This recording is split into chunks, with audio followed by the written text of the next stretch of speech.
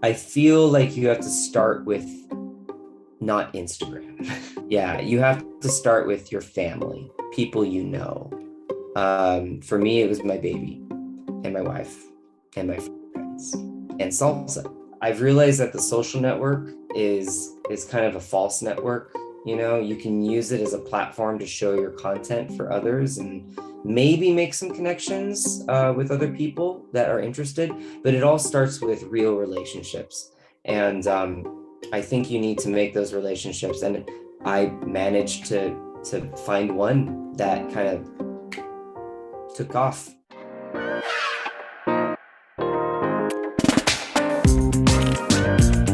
Welcome back to another episode of the Inside Japan podcast, sponsored by JobsinJapan.com, the best place on the internet to find your next job in Japan. I'm Charlie, and on this episode I spoke to my friend Jojo, an English teacher turned photographer whose photos really inspired me to improve my own work. We talk about starting out in a creative career in Japan, how inspiration can come from anywhere once you've decided to do the work, and how connections can turn into paying clients. I hope you enjoy this conversation.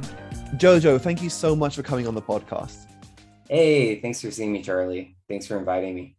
Yeah, I've been looking forward to this podcast for a while. I love your photography. Your Instagram feed is like, it's always, it's coming up to the top of my feed, and I love your photos. They're fantastic. How did you get into photography? Oh, well, thank you, first of all. I really appreciate you inviting me. How did I get into photography? Yeah, so I've always been into tech. When I was a kid, I was one of the first kids to start using a Mac and start using an email, like in elementary school. I would like email myself homework and then, receive it at school and print it out.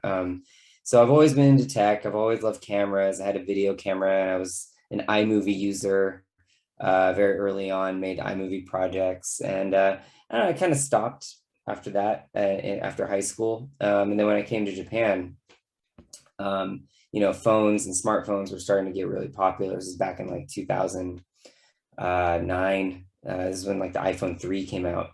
And, people were taking good photos on their phone and, they're good quality. And I got a little bit into it, started to feel a bit artistic.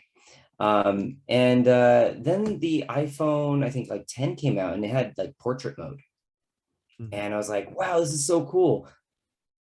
Why do these photos look so different? It's because of the blurry background. I was like, oh, that's cool. Like the computer or the phone can figure that out and do it. And I was like, I want to do that more. And so I would take photos and I would notice that it would do kind of a janky job of making that portrait photo. Yeah, Like, yeah, you can see the edges of it. yeah. So it's computational photography, right? And so I was like, how do real photographers do this? And so that question kind of led me into like DSLRs and like, realizing about, aperture and like sensor size and like shutter and like all those things. And one thing led to another. And I finally bought my first camera. I saved enough to buy an A7 III, and just things kind of started from there.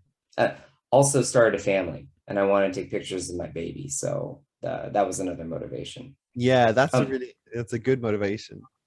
Yeah, totally. I want to start out by saying that you complimented me on my photography, but actually the initial reason why I bought that A7 III was because it had 120p Oh, frames really? per second.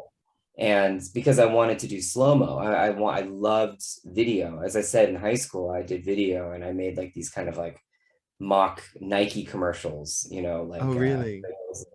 yeah. So but I remember it was like the price of blah blah blah, the price of blah blah blah, and then the ending part of the commercial would be something is priceless. Maybe it wasn't Nike, I can't remember, but it was some brand. And so anyway, my initial reason for starting this whole endeavor was because of video. Mm. So I bought that A7 III for video mostly.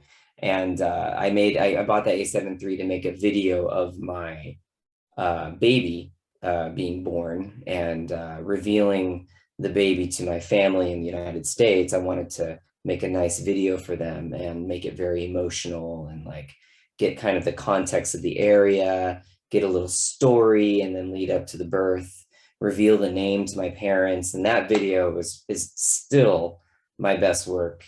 I love it. And so that's kind of the main motivation behind it. And photography is kind of like a second thing, but it's actually becoming a main thing now, or 50-50 at least, doing photography and video. Yeah, well, that's the thing with a lot of this stuff. People don't realize that it's not just about having really nice cameras. Like you can have a fantastic camera and still not be very good at telling stories. And I think a lot of them, the ability to do videography and photography is to tell compelling stories. So, Mm.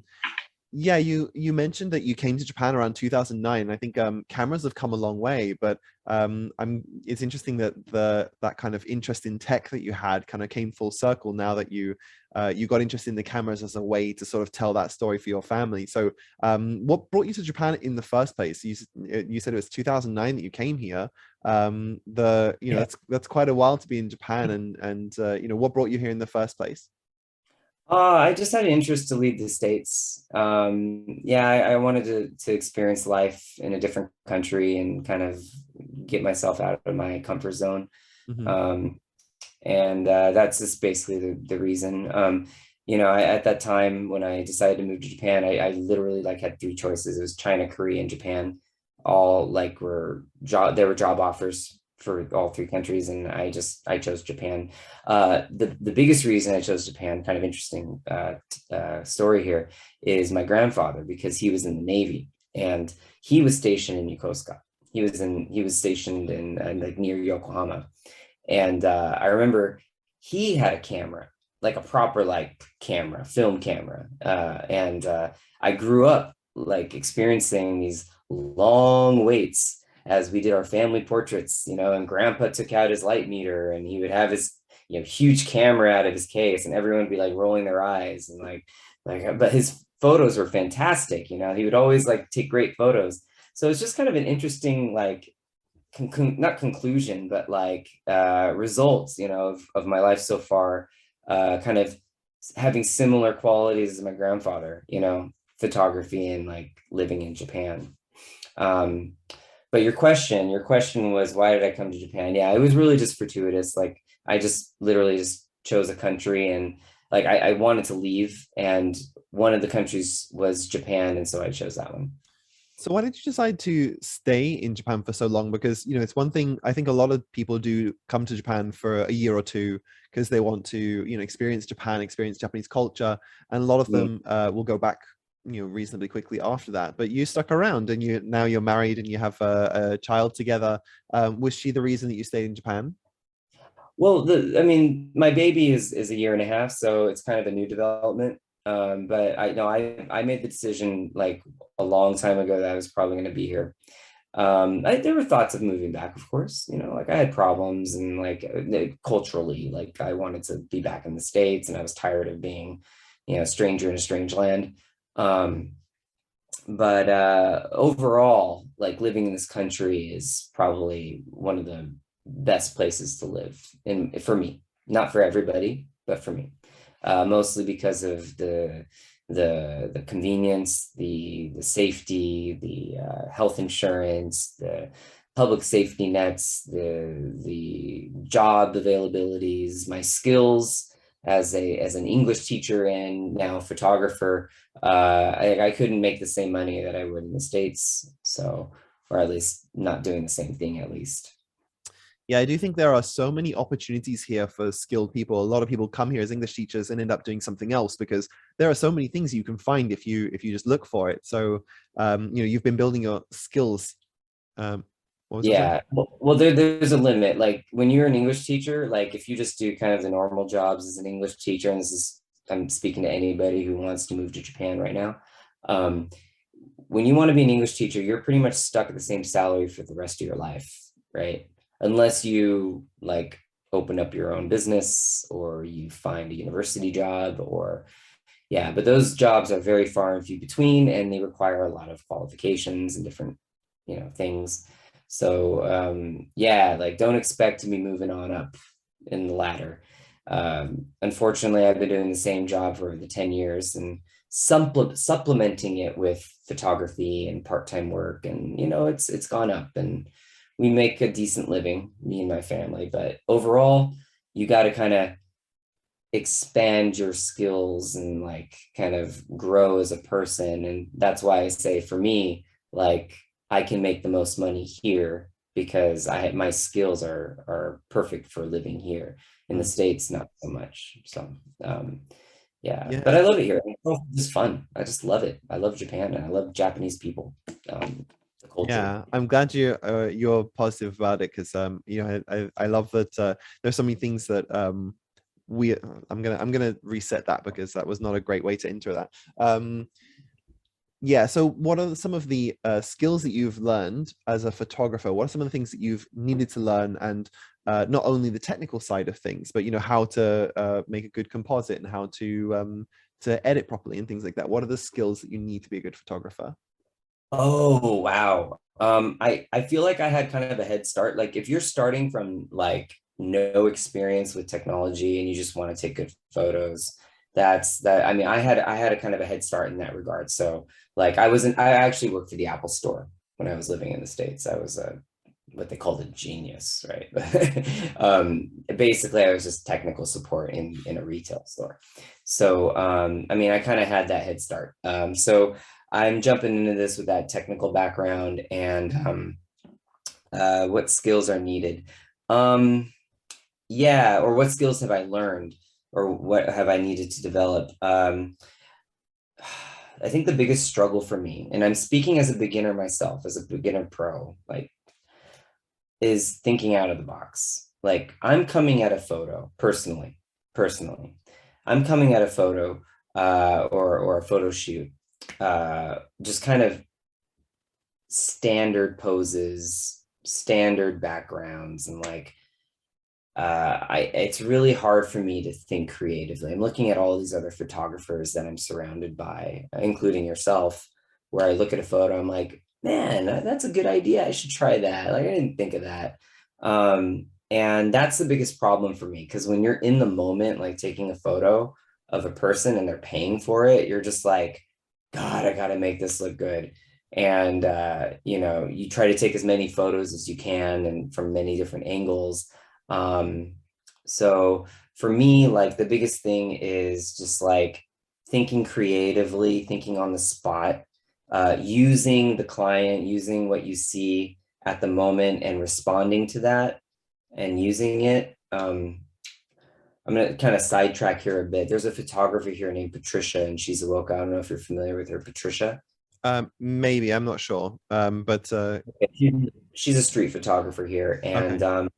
I remember my wife, who I've taken photos of many, many, many times, probably too much because she hates whenever I ask her to test out a new like umbrella or like softbox. Once again, right? No, but Patricia, she asked to take my wife's photo, and my wife, like after she finished, she came to me and she was like, "Wow, Patricia knew exactly how to take my photo. Like she saw my good side. My wife has many good sides. There's no bad sides. But she saw my good side and she told me to position myself this way. And she wasn't very like directional. She just kind of let it flow, Mm. right?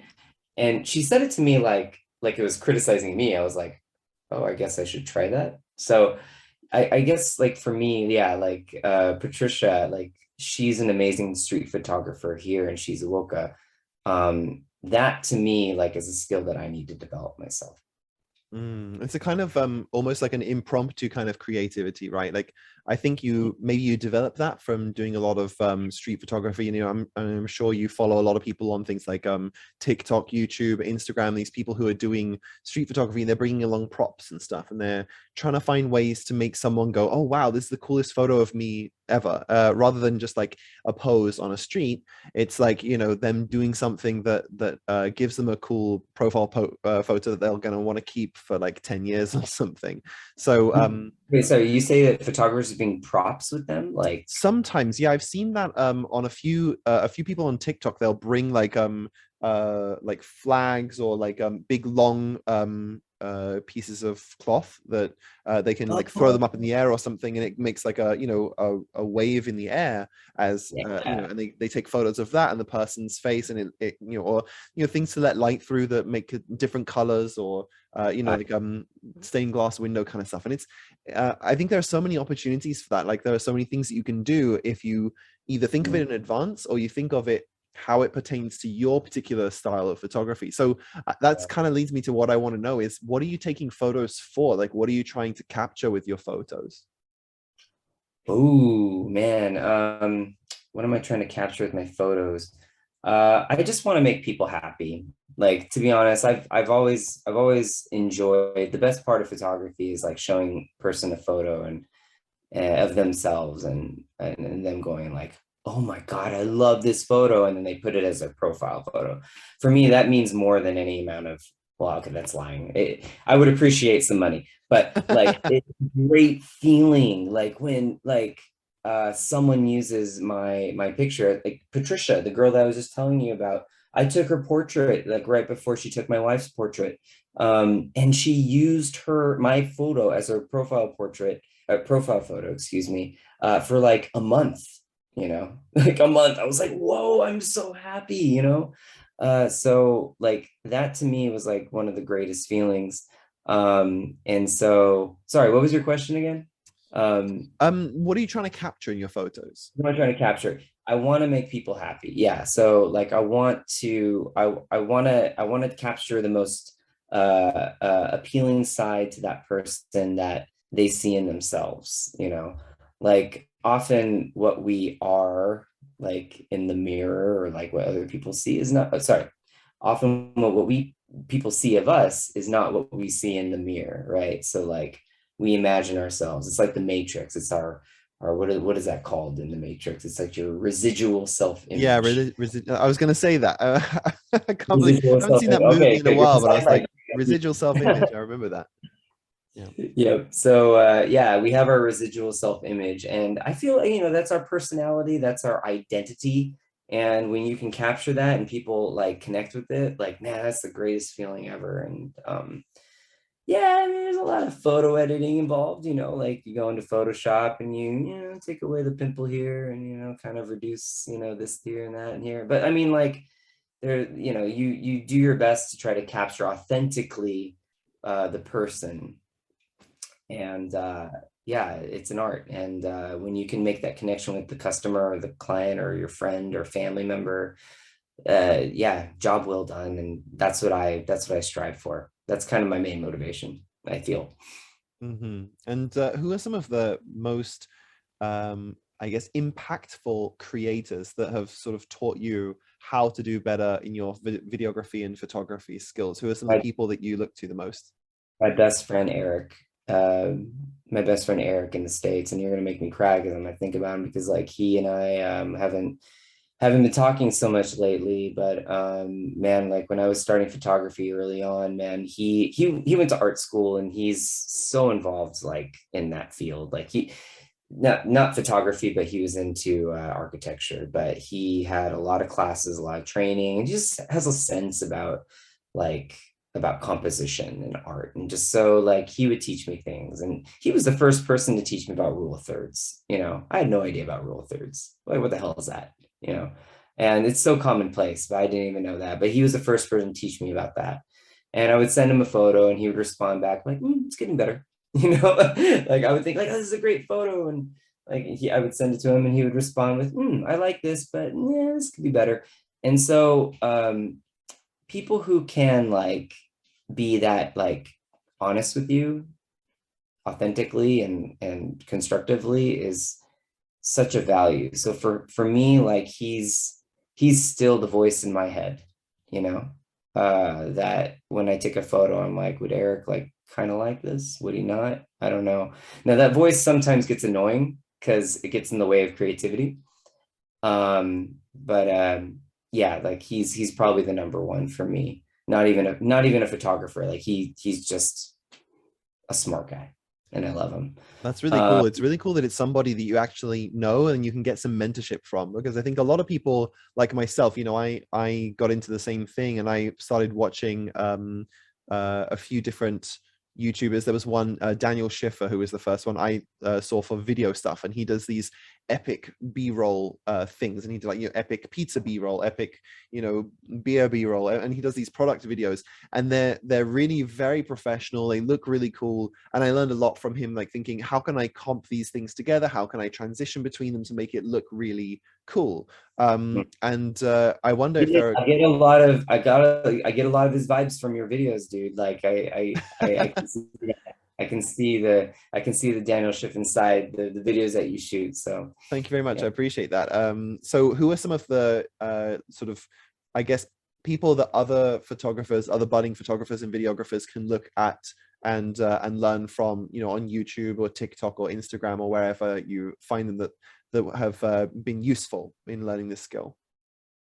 Oh, okay. So there's a lot. I mean, I'm a student of YouTube. I never went to school. I never went to photography school. Everything has just been from, you know, what people tell me. Um, I think on the photography side of things, I think the very first YouTuber that I started watching, and this is, I think nobody's going to know this, or maybe just a few people, Mike Brown. Mike He's this Brown. YouTuber. Yeah, Mike Brown. He's from the UK. He is really not that like popular, but he has a lot of videos that, like, for a beginner photographer, are really, really good. And the reason why I mention his name is because he kind of reminds me of like what's that artist? Oh man, he's in America. Maybe you might not know him, but there's an artist with like the big fro. Um, Oh, I think I know who you're talking about. Yeah. yeah, his name escapes me right now. I'm Yeah, me sorry, too. but yeah, I've just seen memes of him, I think. he's memes. Yeah, definitely.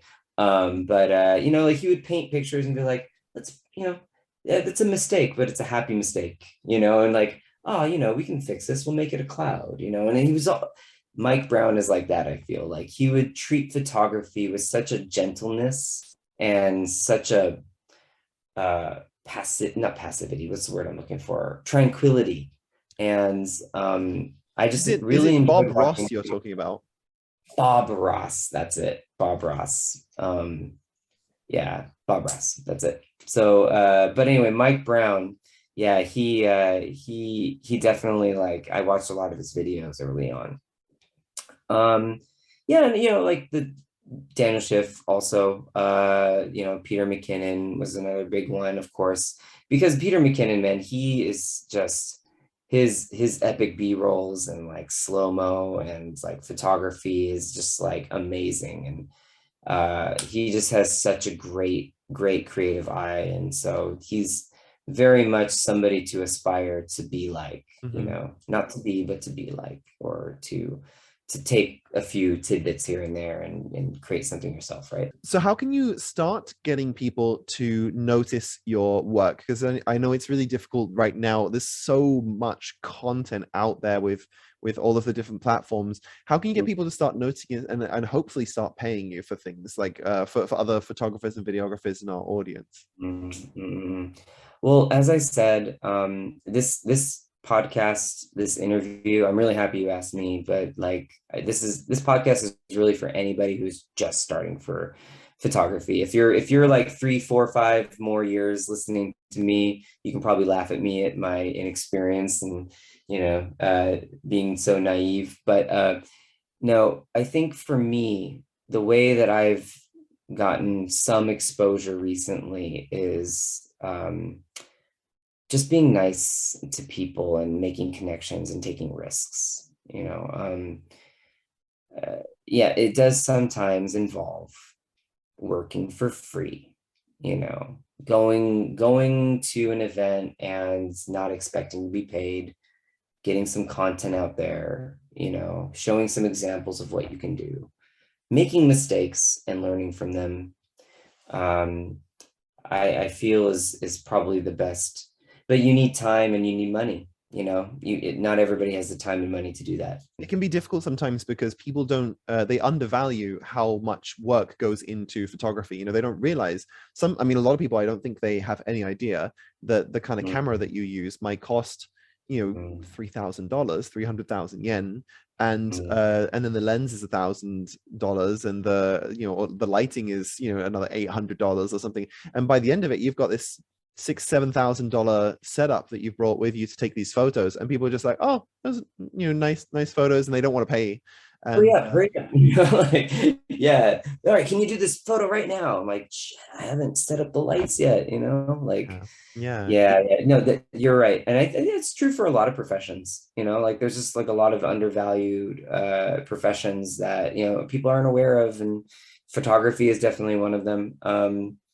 I feel like you have to start with not Instagram. Mm, Yeah, you have to start with your family, people you know. For me, it was my baby and my wife mhm, and my friends and salsa. Because as I don't think we've mentioned it yet, but like you and I met through salsa. Like mhm. that was one of the first events we met at New Planet in Roppongi, and we connected, about cameras and salsa. And so for me, like I've realized that the social network is kind of a false network. You can use it as a platform to show your content for others and maybe make some connections with other people that are interested, but it all starts with real relationships.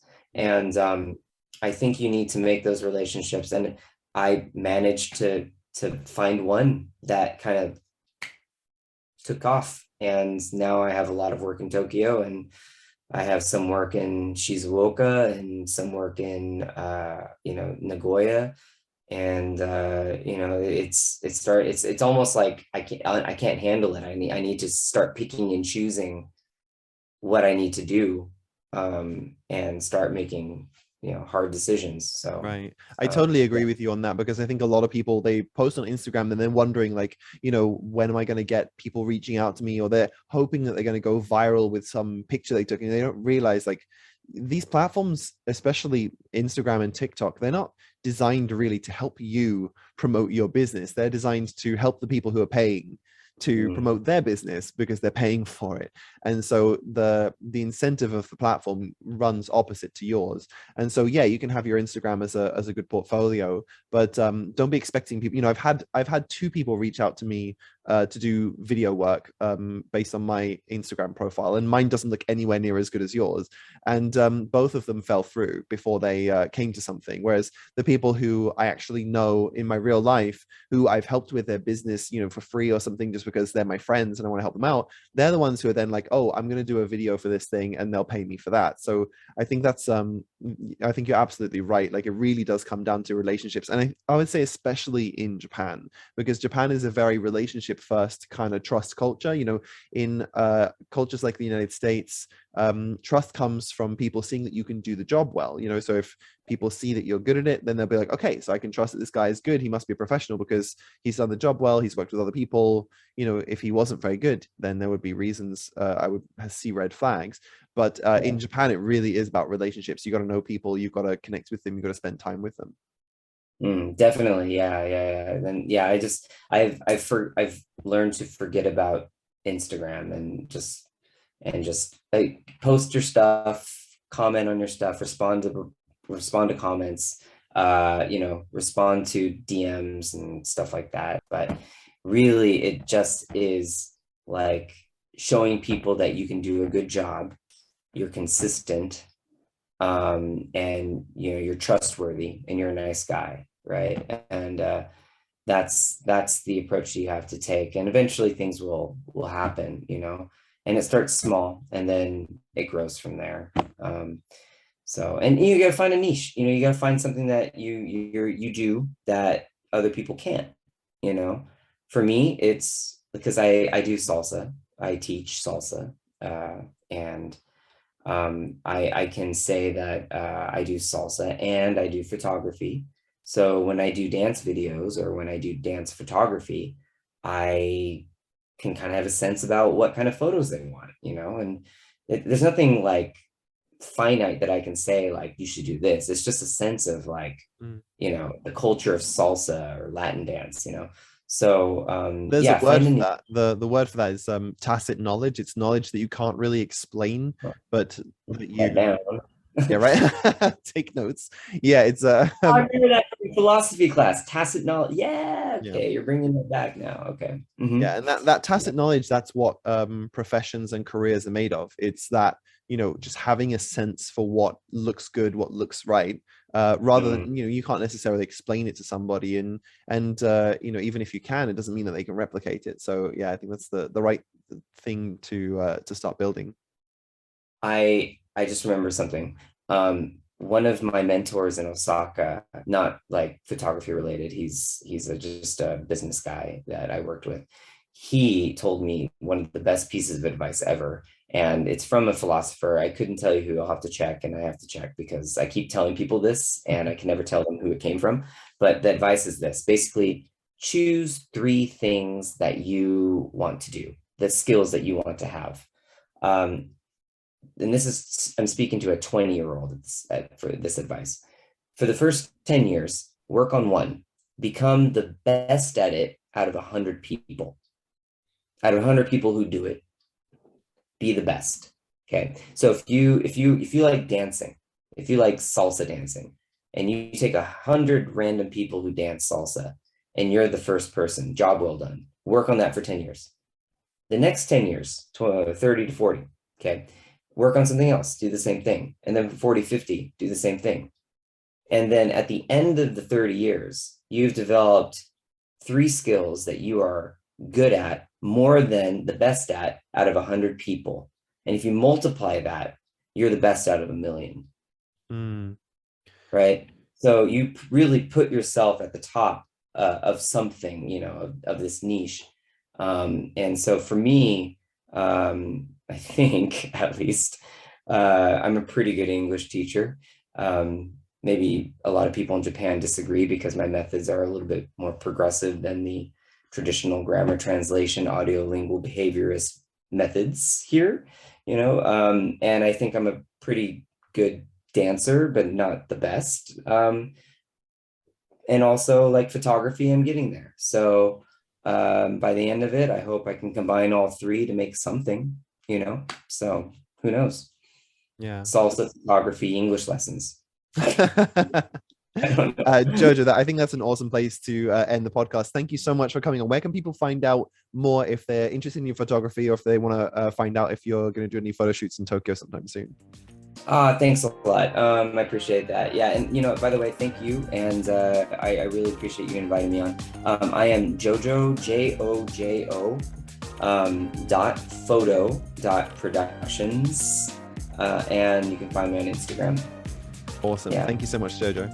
If you enjoyed that episode and you like what we're doing with Inside Japan, please consider going to iTunes and giving us a 5-star rating and sharing this episode with a friend who you think it might be useful for. As always, a huge thank you to JobsinJapan.com for sponsoring this podcast, and if you're looking for our other episodes, you can find them there, and keep us in mind next time you're looking for work in Japan. Thanks so much for listening, and see you again soon.